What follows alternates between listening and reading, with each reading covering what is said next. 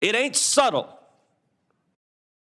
To my friend from Connecticut, if she's not bright enough to figure out this letter is saying, let the criminals go, when it says in the opening paragraph, we demand right now you let the criminals go, then she needs to go back to remedial English in 5th grade and not become a federal judge. By the way, the letter goes on and on and on.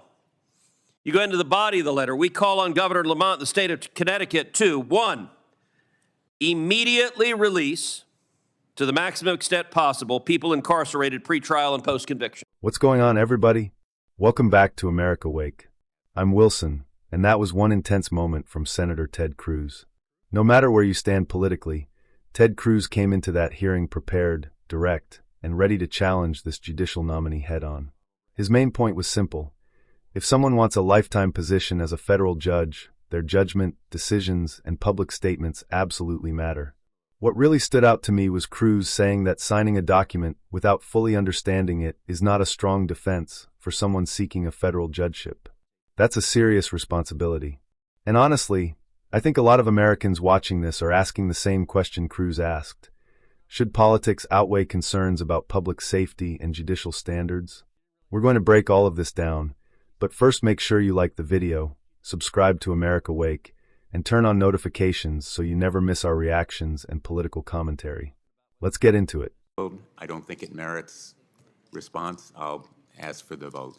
Mr. Chairman. Senator Cruz? Yes. Welcome. Proceed. Mr. Chairman, in 1964, Ronald Reagan gave what is now an immortal speech called A Time for Choosing. I think on this committee, we find ourselves similarly in a time for choosing.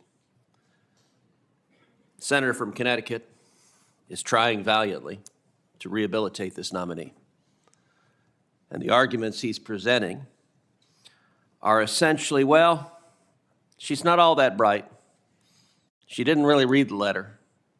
She didn't really know what was in it. She signed it, but she didn't mean to sign it. And if she'd known what was in it, she wouldn't have signed it. Now, that's the defense of her. Remember, we're talking about whether this person is fit to be a federal judge. And if the best defense is she's too dumb to figure out what she signed and she didn't mean to sign it, didn't read it, and didn't know what it said, that doesn't give you a whole lot of comfort, the kind of job she'd do if she's wearing a black robe and signing death warrants. Maybe she ought to read the piece of paper in front of her. And by the way, this is not some writing from 30 years ago when she was in college.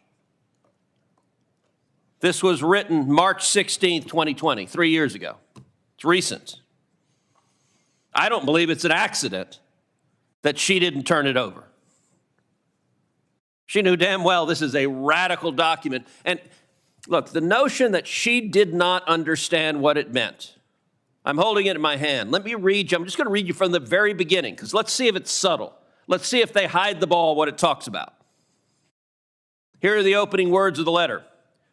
The undersigned organizations and individuals call on Governor Lamont to act immediately to protect the lives of the incarcerated people in our state.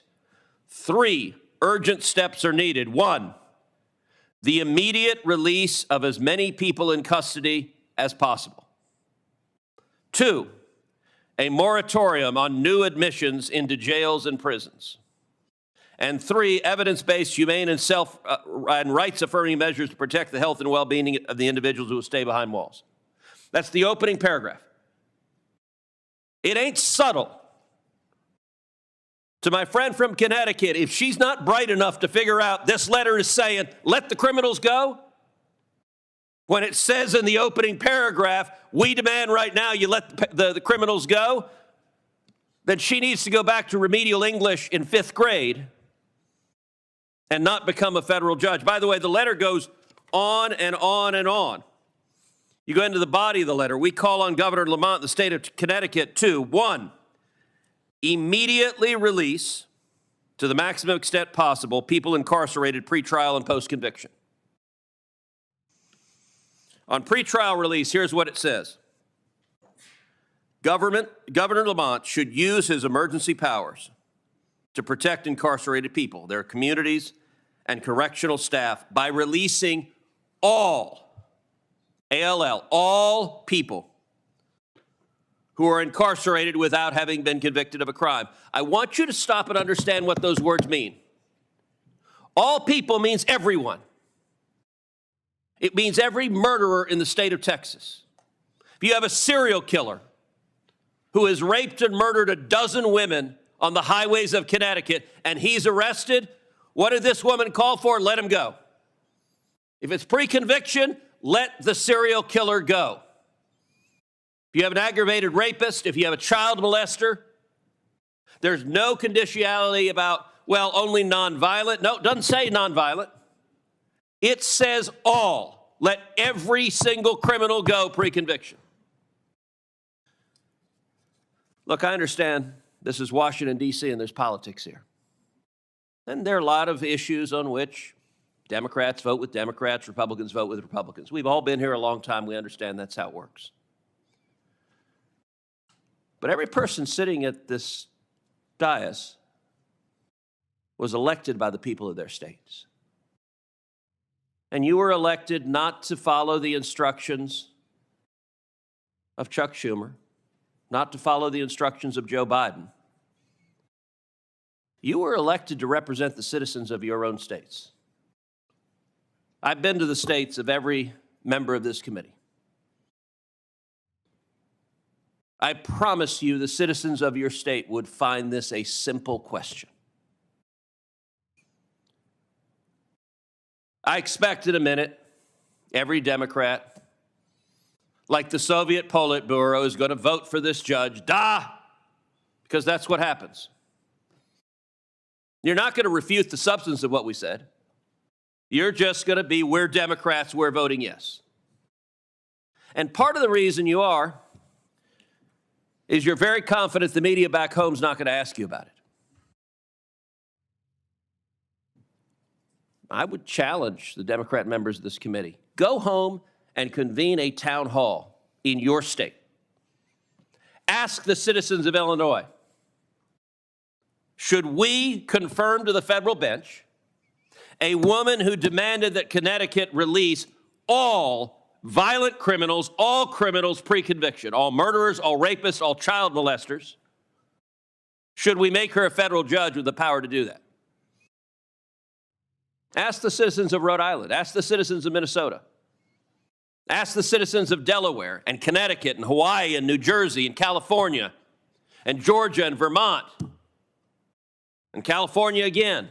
I guarantee you, I don't care how blue your state is. Your citizens, if you ask them, so what do you think? Someone who thinks we should empty the jails and release violent criminals, should they be a federal judge? Great state of Georgia, the Peach State. I don't think you could find a room of people who would say, yeah, that should be a federal judge. Just about anybody. You can get a bunch of lefty college kids. Ask them, should that be a federal judge? They'd say, of course not. Constitution gives this body the power of advice and consent. But it only works if people have the backbone to use it.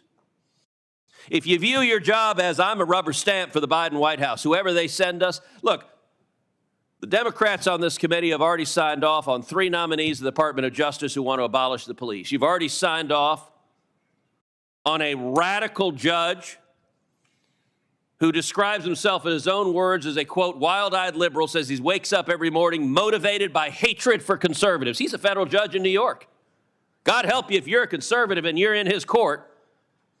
You go sit there, Your Honor, you realize Your Honor woke up that morning motivated by hatred of you. But every Democrat thought that was fine. That looks like a good judge to us. And you're preparing to move forward on a judge that literally doesn't know what Article 2 of the Constitution is. We've also got another judge whose most significant legal experience was a driver's license revocation proceeding. You all know this is garbage.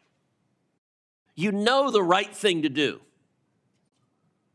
What it takes is one Democrat to have the gumption to say no. And by the way, all right, y'all are familiar with the little bracelets people wear, WWJD, what would Jesus do? I'm going to suggest to the Democrats you have a version of that. And with respect to the good Lord, I'm not going to invoke his name. I'm going to make it more terrestrial version. I'm going to suggest that you guys wear a bracelet that says WWJKD. That when you're thinking of what to do, ask yourself, what would John Kennedy do?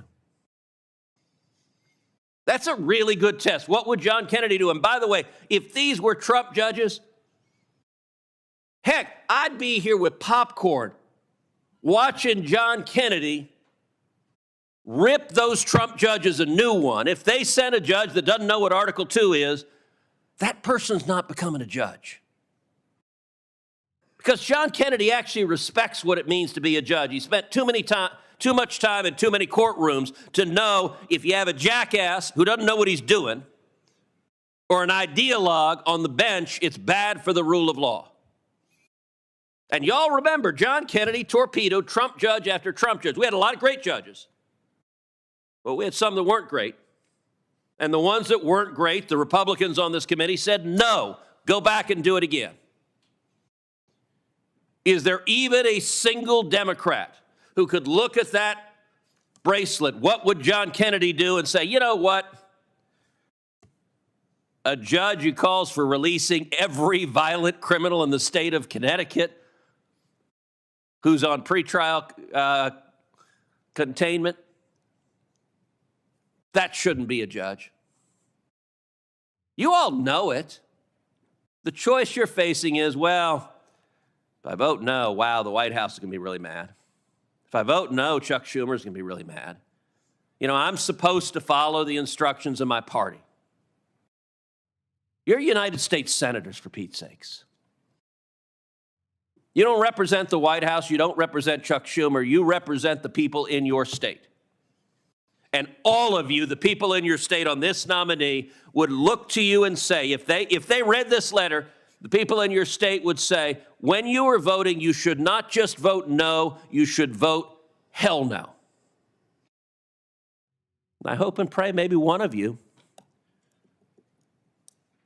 chooses to listen to the people in your state, or if not, you can look forward to when you're back in your state, having constituents read this letter to you and say, why did you think this person should be a judge? I got to tell you, I wouldn't know how to answer that question. Only answer I'd know to give to my constituents is, of course I didn't. She'd make a terrible judge. So do what you know is right. Anyone else seek recognition? If not, the clerk will call the roll. Mr. Whitehouse. Aye. Ms. Klobuchar. Aye. Mr. Cruz. Aye. Mr. Blumenthal. Aye. Ms. Arona. Aye. Mr. Booker. All right, now that we've watched the full video, here's my takeaway. Ted Cruz was making a bigger point than just criticizing one nominee. He was talking about accountability and the standards we expect from federal judges. Cruz focused heavily on the wording of that 2020 letter. He argued that the language was broad enough to support releasing all pretrial detainees, including violent offenders. Whether people agree with that interpretation or not, Cruz clearly believed the issue was serious enough to question the nominee's fitness for the bench. And honestly, I understand why he pushed so hard on it. Federal judges hold enormous power. They make decisions that affect public safety, constitutional rights, and people's lives. So when a nominee signs onto something controversial, senators are going to examine it closely. Another thing that stood out was Cruz pushing back against what he sees as blind party loyalty in Washington. He basically challenged Democrats to think independently instead of automatically supporting the nominee because of politics. I also think Cruz made a strong point when he said that not knowing what was in the letter is not really a defense. If you're going to serve as a federal judge, attention to detail matters. Now sure, some people will say Cruz was too aggressive or dramatic, but confirmation hearings are supposed to be tough. These are lifetime appointments, and senators have a responsibility to ask hard questions. One of the most interesting moments was when Cruz brought up Senator John Kennedy, rejecting weak Republican nominees in the past. Cruz was basically saying standards should apply to everyone, regardless of party. At the end of the day, this hearing tapped into bigger concerns Americans already have about crime, public safety, and trust in the justice system. Personally, I think Ted Cruz made a strong case for why judicial nominees deserve serious scrutiny before getting confirmed. But I want to hear from you guys.